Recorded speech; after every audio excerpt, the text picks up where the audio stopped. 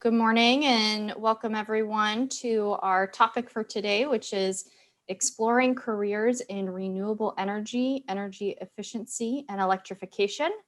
My name is Carolyn Glanton. I'm a program manager at Sonoma Clean Power. And this panel is co-hosted by Brandon Jewell, Director of Industry Engagement at the Career Technical Foundation, CTE Foundation. And we have a great panel today. So our panelists include Ann Edminster, who is founder and principal of Design Avenues, Cordell Stillman, Director of Programs at Sonoma Clean Power, and Jeff Mathias, Chief Financial Officer and owner of Synergy Solar and Electrical Systems. So we have a great time today. And so we'll start with our first question, which is to Ann. So Ann, you are the founder and principal of Design Avenues. What is Design Avenues and what drove you to start the business? I could tell you, but then I'd have to shoot you. Please don't.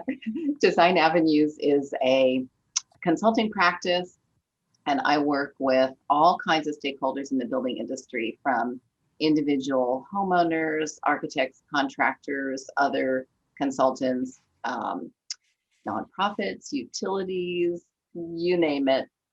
Anybody who's involved in improving the performance of buildings. And I generally focus on residential scale and increasingly on community scale. And of course, the thing that's top of mind for everybody in this field these days, at least in California, is electrification.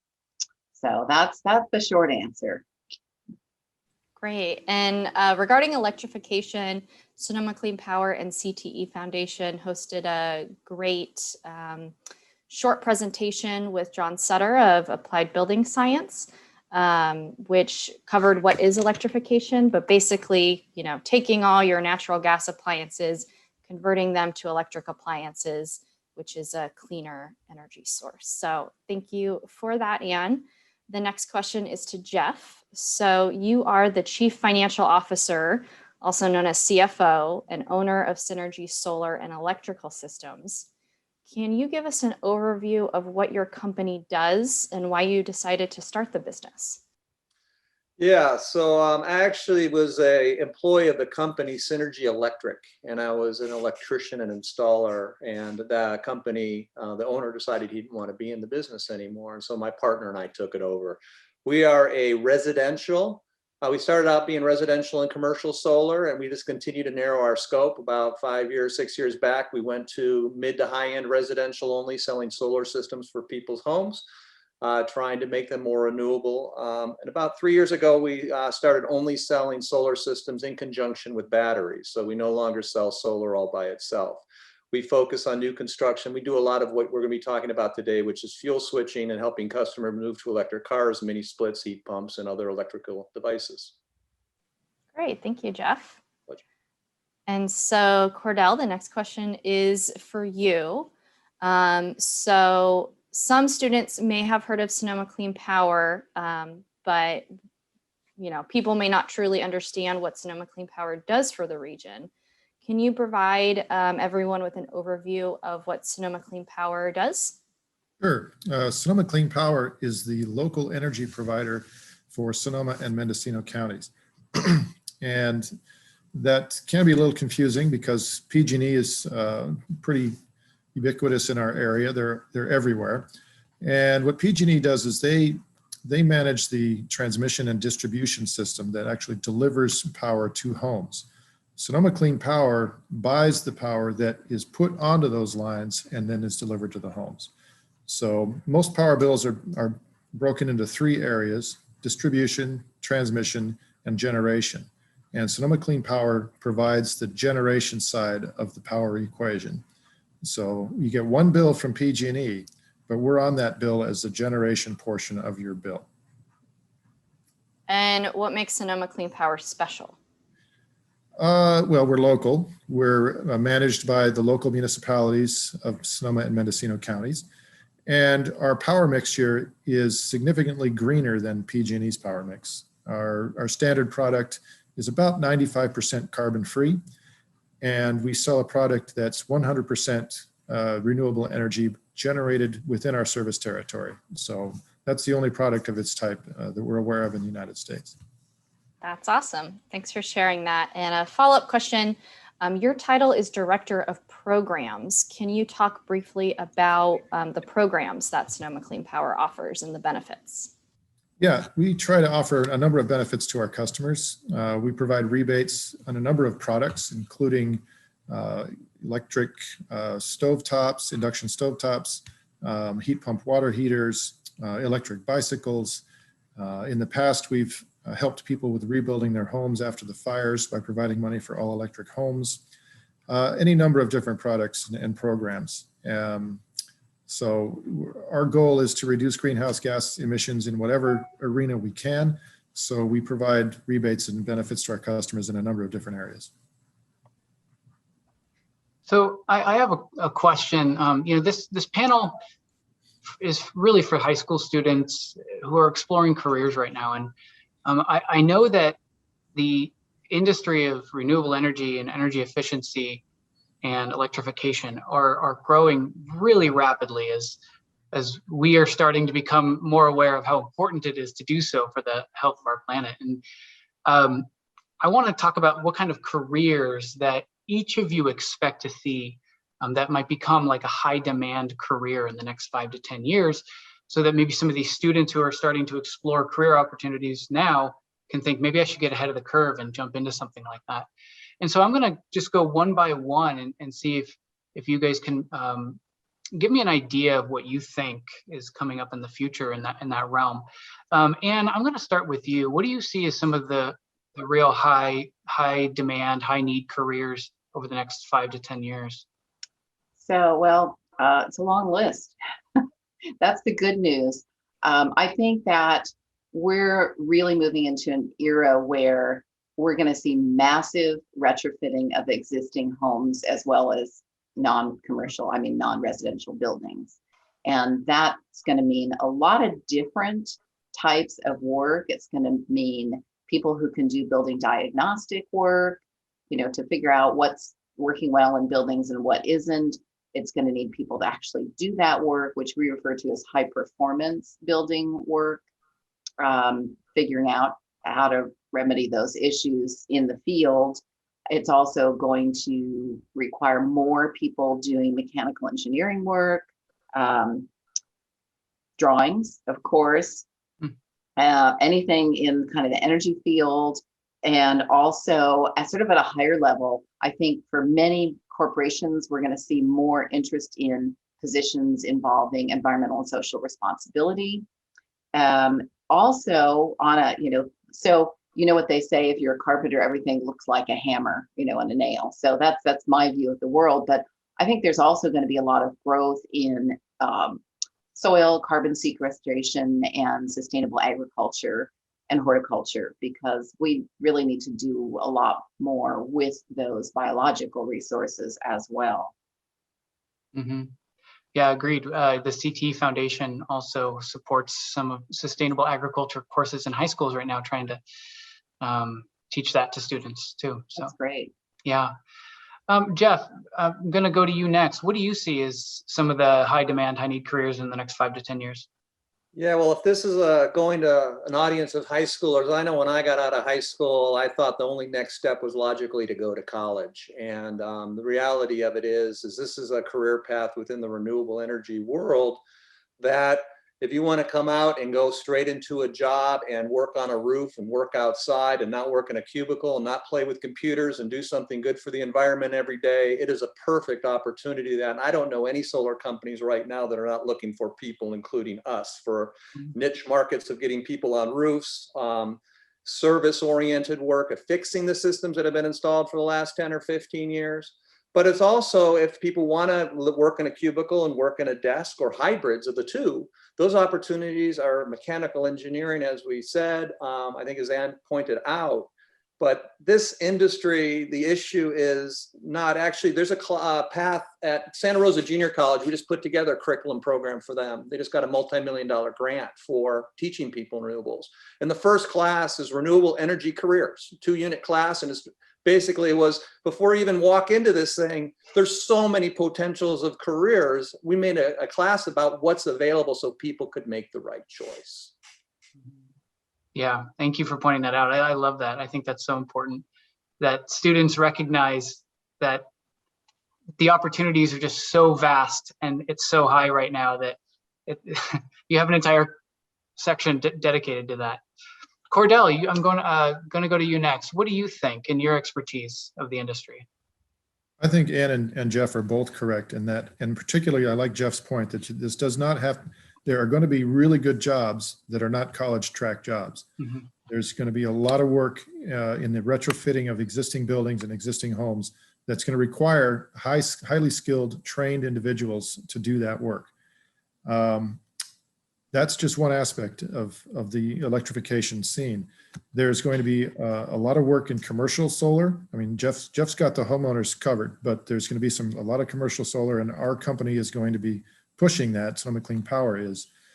And if you're talking about, commercial scale, utility scale power, there's going to be a lot of work in the renewable energy business, not just in solar. There's a whole push on offshore wind, which is really a new thing here in Northern California that's going to be very exciting over the next 5 years. Very high paying jobs, working with some of the cutting edge technology that's going to be out there. Also, my company, Sonoma Clean Power, is studying how to increase the amount of geothermal energy that's going to be in this area. We sit on one of the best resources of geothermal energy in the world, and we're not taking advantage of it to the extent that we should be. So we're very, very much pushing for more geothermal energy development in Sonoma County. And again, that's good, high paying union wages to work on systems like that. And finally, and again, back to the cubicle lands, there's going to be a lot of work in energy policy and developing regulation, developing processes for incorporating these technologies into the existing grid, into the existing way that we use energy. And I'll leave it at that. Can I pile on with just one more thought? Please. I really agree with both Jeff and Cordell about the fact that there are some incredible opportunities that are not desk jobs. And I just want to add that I think that we've really done young people a disservice, honestly, in the last half century since post-World War II, by the mindset that says every, talented, bright kid should go to college. Because what that means is not only there are a lot of people who would be happier being physically active, right? But also we've created a situation where we don't really have finest minds necessarily creating and maintaining our physical infrastructure. And so that's one of the reasons that we have a lot of the physical infrastructure problems we have. So we have a big opportunity to rectify that problem in the next decades. Mm-hmm. And well, and it sounds like the industry is growing so rapidly and there's so many different careers within the industry that whatever path one decided to take, whether it was no college or it was some sort of 2-year training or certification, or whether it's a 4-year degree or so on, those roles all have a place within renewable energy careers, which I think is really important. Yeah. Absolutely. That's what's really exciting about it too. So following up to the question that Brandon asked, the next question to all panelists is, what kind of skills and education would students need to enter into these kind of careers, and how should students prepare now for careers of the future? So Cordell, I'll start with you, asking, what kind of skills would be needed to get into this? Again, what Brandon just said is that, it's going to take a wide variety of skills to make the transition to electric power. I highly recommend the JC. Went there myself, and getting involved in the manual arts in high school is a good idea, as well as attending some of the webinars that Carolyn, that you put on for Sonoma Clean Power about the different technologies that are going to be more prevalent, that are new and different, that we need to get used to. And I'm going to turn it over. I'm going to stay out of Jeff's area here and let him talk about the stuff that happens in the field. Great. So Jeff, what would you say are skills that you might be looking for in hiring, staff? Yeah, I would say for me personally, when we hire people, because we train all of our own people, I do love it if they've gone to a program like the junior college where they've gone through and they've been on a roof and tried installing and been out in the rain and been out in the sun and just had a real life experience, because we've had several people come in and, shortly we find out they would rather be working in a desk in an air conditioned office. That's the biggest thing, is what do you want? I mean, there is so much opportunity in this. I got a degree at University of California, Santa Barbara, and I don't know if I needed that career for what I do now, but I'll sure tell you, I like working with my hands. I like working in the sun. I like working on the roof, and it's a beautiful thing. So that I like that actually better than working in an office, and I have a blended job now. So I think the skill is really to focus on what do you want. Absolutely. And then work ethic. If you have a good work ethic, you will find a good job and you will find a good paying job. Absolutely. Great. And Anne, what would you say? Well, I'll echo Jeff's comments too, that every young person should lean to his or her strengths and interests, because the things that you're passionate about are the same things that will make you succeed. So that said, some of the things that I see most valuable among my colleagues are effective communications, good collaborative skills, and creative problem solving. But those are things you can cultivate in almost any field. And also harken back to, I think, Cordell's comments about politics. So engaging in the political sphere and understanding how our political systems work is incredibly important. And I say that as someone who found social sciences really the only thing that bored me in high school. But it's truly a fascinating part of our society, and it has everything to do with how things run. So I would encourage all of those things. The sciences, both biological and physical sciences, have opportunity. Language skills, English and other languages, any language makes your brain stretch in new ways. So there's kind of nothing you can do that makes you stimulated and happy that isn't going to help you in your future. That's a great point. Yeah, and I think when you're dealing with something like renewable energy, it's so important to the health of the earth and climate change, and for the youth that really feels passionate about having a clean earth for their future and their children's future. I think, and I hope, that passion that they feel goes into a career like that. I think that's the passion that you're speaking to, Anne, that would really lead to success. I also wanted to point out something, Anne, that you mentioned. You mentioned a couple of skills, and it made me think about the Sonoma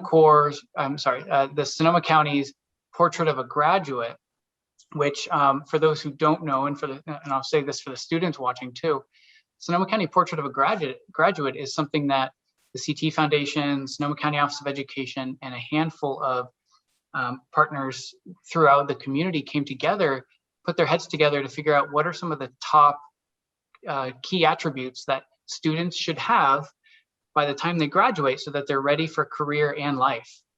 And you had mentioned a couple of them. We during this have mentioned a couple of them, but I just want to go over that. Curiosity, empathy, communication, collaboration, ethics, and initiative are the 6 that were identified. And that was a cumulative of, I think, hundreds, over 600 different people interviewed about the important skills. So that's a great list. Yeah. It really is. And every employer that I talk to says what I really am looking for is soft skills, and those are all the soft skills. So, what that means is, again, you can cultivate those anywhere, no matter what your hard skills are. Mm-hmm.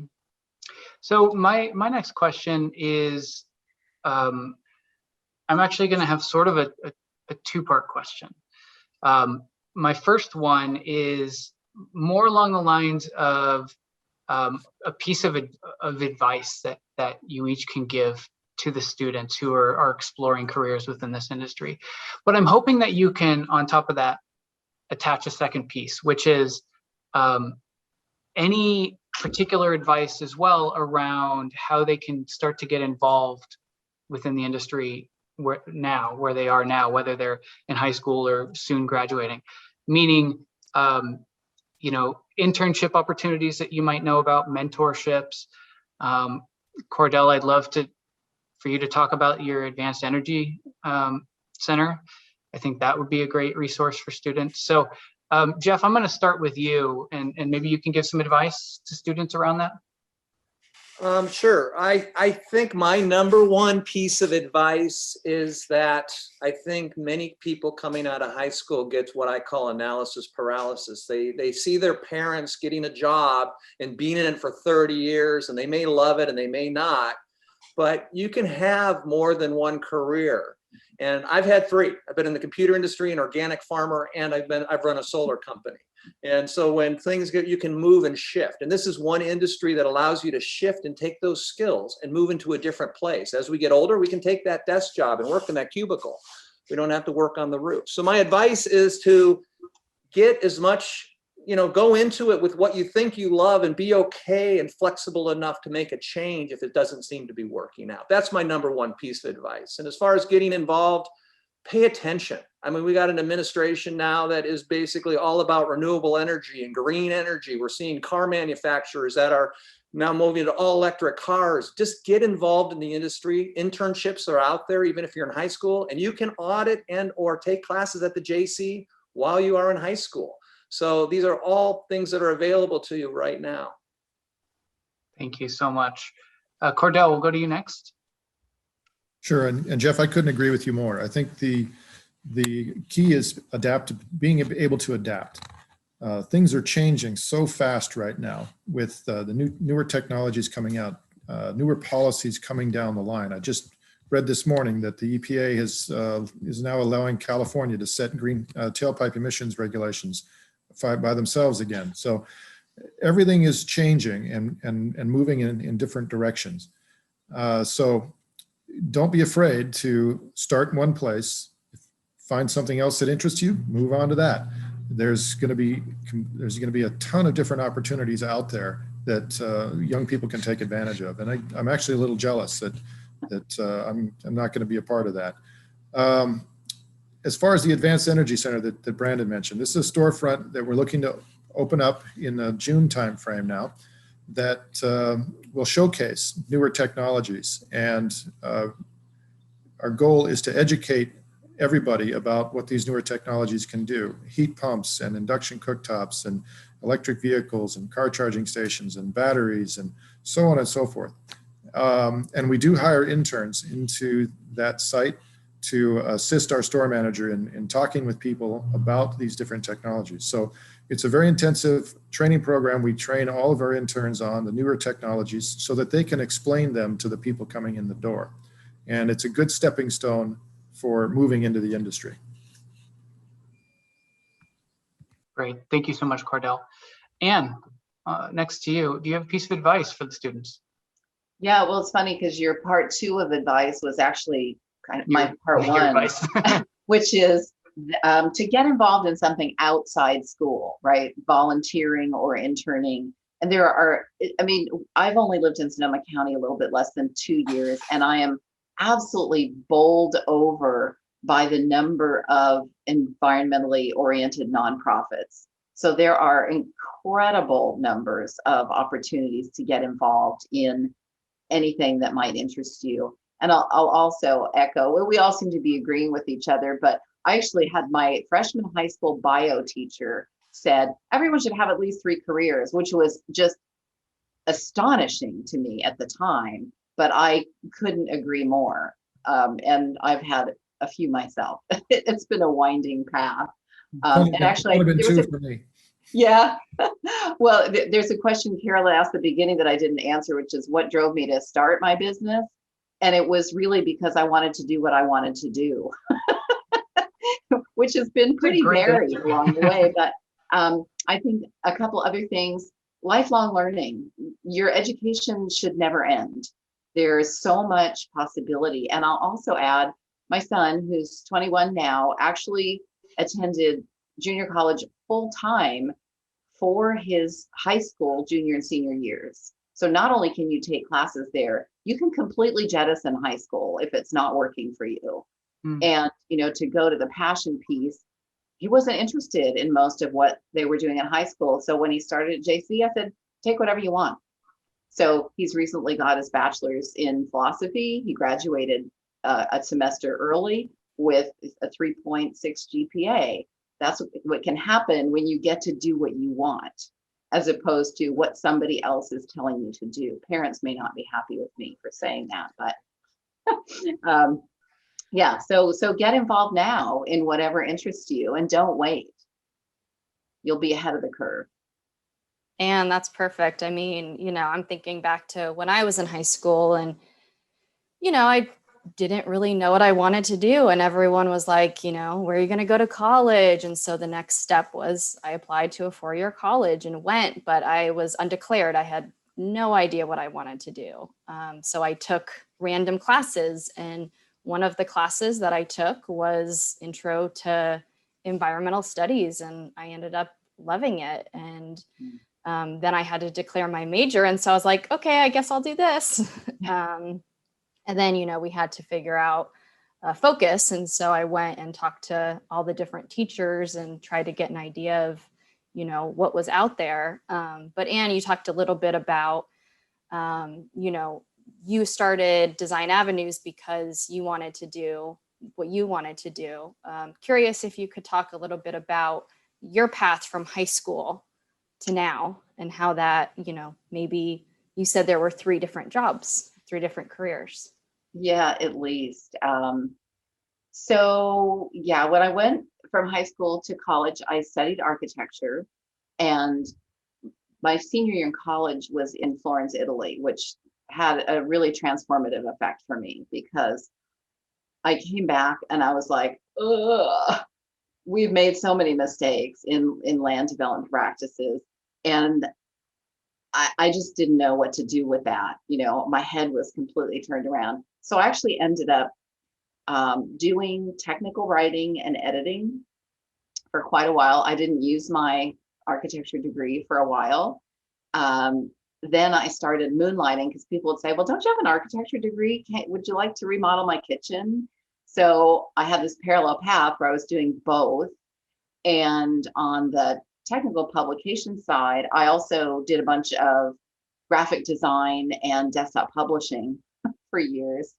And it was only really when I went back to grad school, I was an eternal, don't know what I want to be when I grow up. I mean, really till I was in my mid 30s, when finally kind of the green building, wasn't even called green building, but the sort of, I'll call it the early bubblings of things that became green building came up.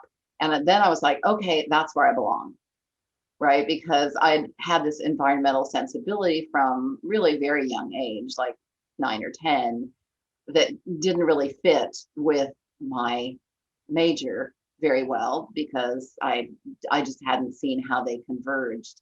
So I went back to grad school in my mid 30s and got a master's once again in architecture, but then didn't really practice anymore. I'd done like 100 residential remodels along the way. So I learned a whole lot about how buildings went together.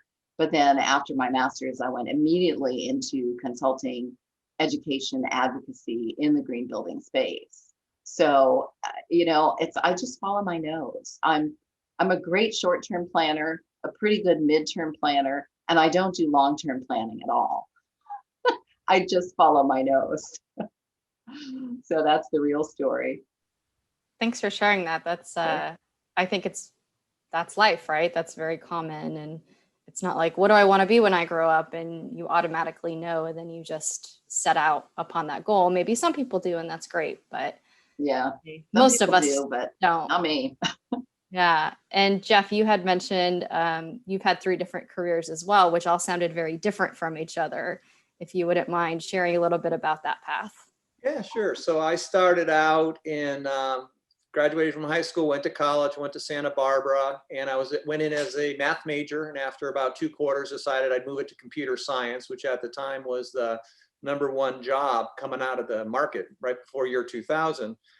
I was 2 classes shy of graduating computer science and came to the realization that I wasn't going to want to sit in a cubicle typing at a keyboard the rest of my life. So I deleted all my programs. The next day became BizEcon, switched over to BizEcon, 2 quarters later graduated, and immediately went into the computer industry, selling computers and designing computers for multi-million-dollar banks. I did that for about 14 years. I'm going to date myself here a little bit. I did that for about 14 years. And one day I woke up, it just wasn't working for me. And my kids were getting older and I was missing their school plays and everything. So I decided to move up here to Sebastopol and buy an organic farm and be an organic farmer for 7 or 8 years so I could raise my kids on a farm and have goats and chickens. And they could understand the difference between a drone bee and a worker bee. So that moved into that, did that for about 8 years. And as I got older, my body didn't like farming. And so I became a journeyman electrician and became the owner of Synergy Solar. All of my careers have been based on trying to do something good for the world and the environment and trying to leave it a little bit better than I came into it. So that's kind of been my passion, the common theme. I love that. And Cordell, did you always want to be a director of programs? I came to director of programs late in life. When I got out of high school, I didn't know what I wanted to do, much like you, Carolyn. I went to the junior college for 3 years, searching around. I was a psych major for a semester, chemistry major for a semester, geology major for a semester. Finally landed on civil engineering, and I finished my degree at San Jose State and immediately went to work in the field of civil engineering, and I did that for 30 plus years.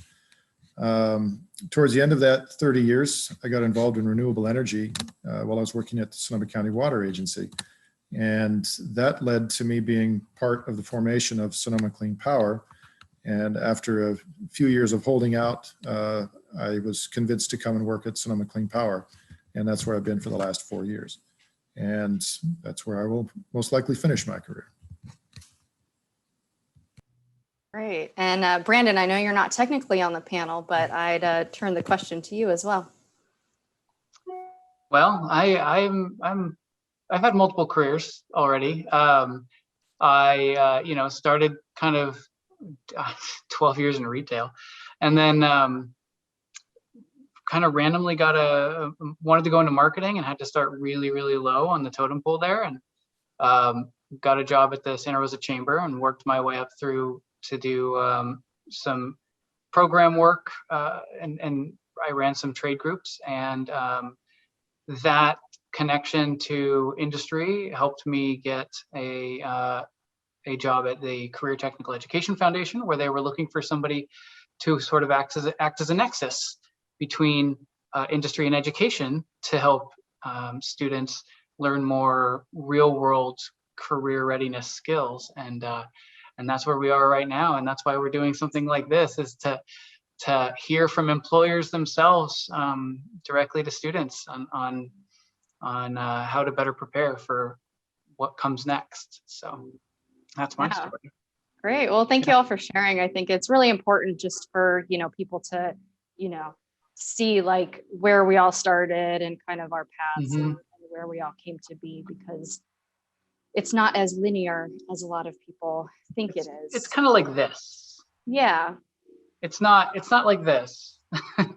Yeah. And you can change a lot, and that's totally okay. And, that's part of it as well. So great. Well, that concludes my questions. How about you, Brandon? Yeah, I think that's it. Before we end, I want to read a quote. And this is something, Jeff, I don't know if you were purposely referencing this quote or just kind of the essence of it.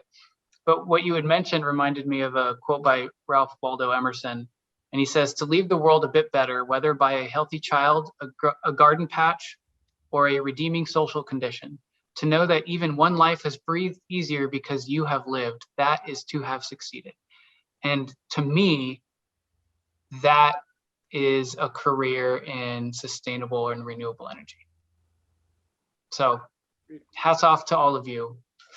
I'm the only one not in renewable energy in this panel, so hats off to everyone else. Thanks, Brandon. Well, thank you, Thanks, everyone, and really appreciate your time and everything you're working on, and specifically sharing, what students can look for in the future as well. So thank you. Thank you. All right. Everybody have a great day.